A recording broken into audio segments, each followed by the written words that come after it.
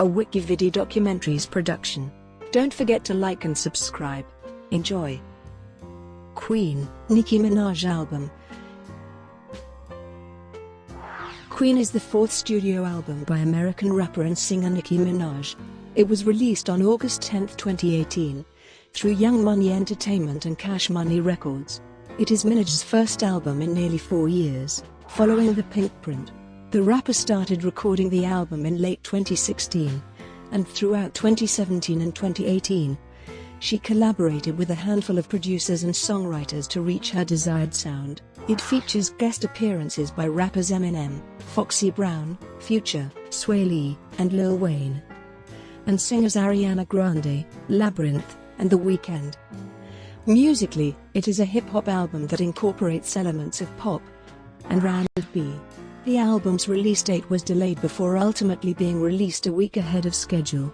It was supported by 3 singles: the lead single, Chun-Li, released on April 12, 2018, Bed, released on June 14, and Rich Sex, released as a promotional single on June 11. Barbie Tingz was released alongside the lead single, but this single would only be featured on the Target exclusive version. To further promote the album's release, Minaj launched her own radio show, titled Queen Radio, which aired on Beats One, and made several television appearances and live performances. Minaj is also set to go on a co-headlining tour with American rapper Future, which is set to commence in January 2019.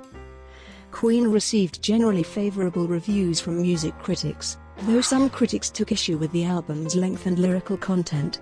It debuted at number 2 on the US Billboard 200 with 185,000 album equivalent units, of which 78,000 came from pure album sales. It charted within the top 10 in other music markets, such as Australia, Canada, Netherlands, Ireland, New Zealand, Norway, Switzerland, and the United Kingdom.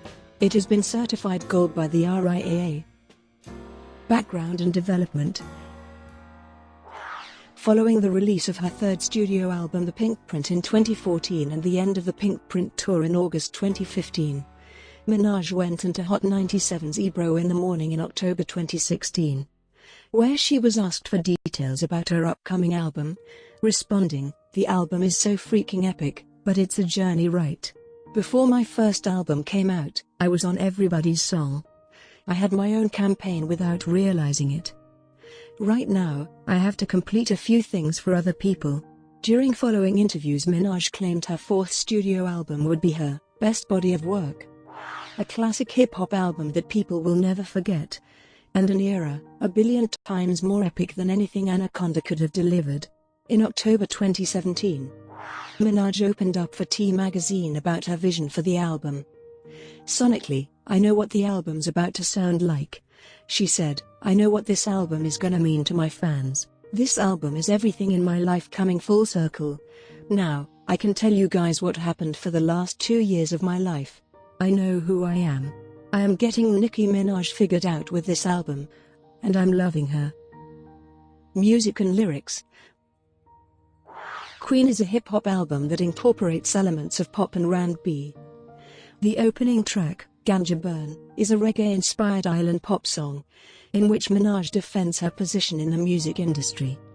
The following track, Majesty, featuring Eminem and Labrinth, is a pop-rap song that sinks under dated piano chords, melodramatic string swells and a grating vocal hook.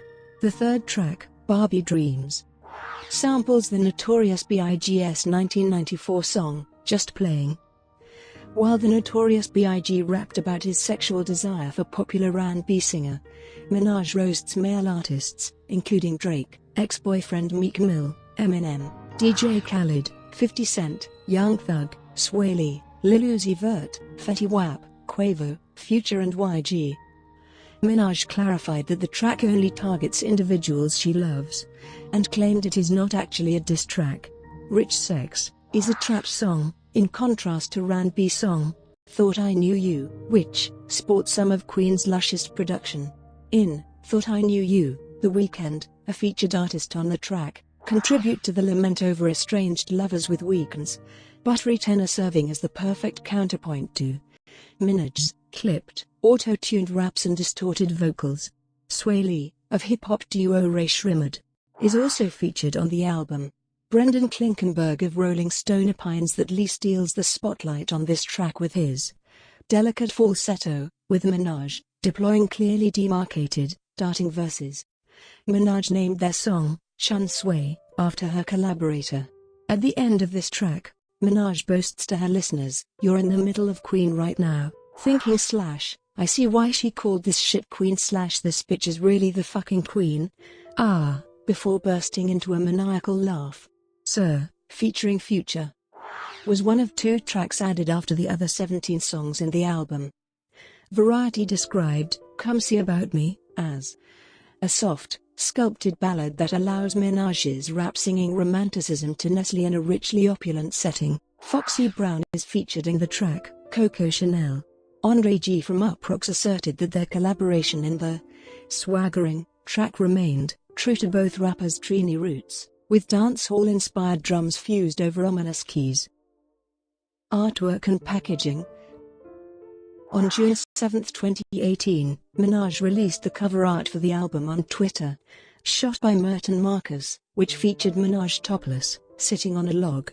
She wears pasties and a headdress inspired by the ancient Egyptian Queen Cleopatra. Release and promotion.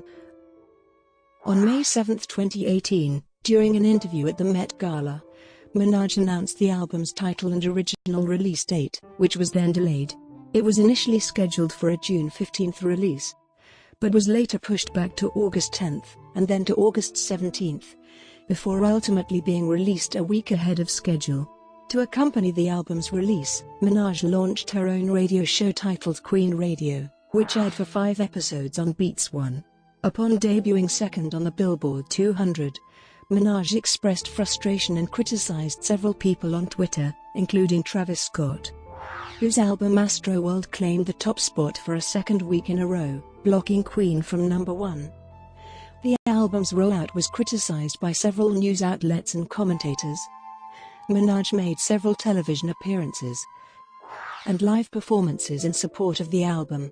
On May 13, 2018, Minaj performed Chun-Li live during Future's set at Rolling Loud Festival in Miami.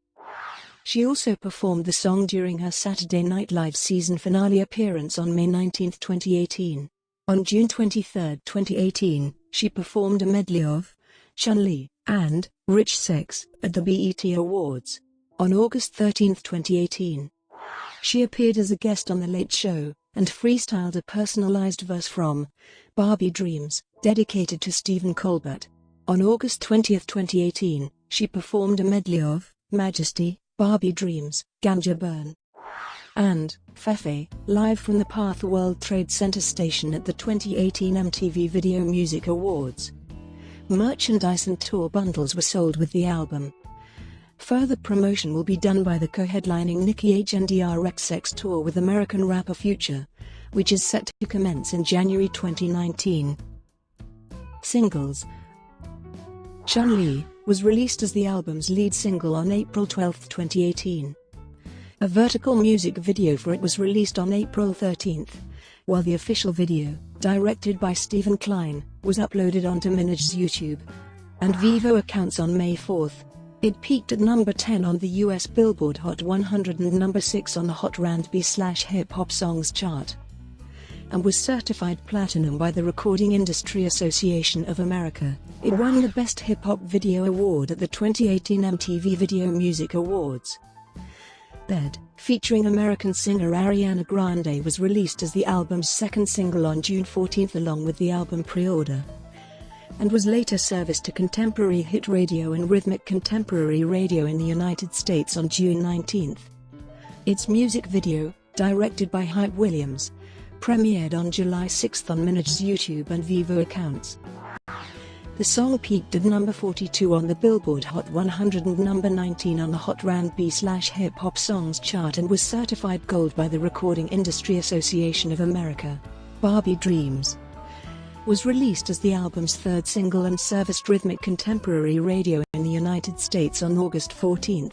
It peaked at number 18 on the Billboard Hot 100 and number 13 on the Hot R&B/Hip Hop Songs chart. The music video for the song was released on the 11th September and was directed by Hype Williams. Other songs: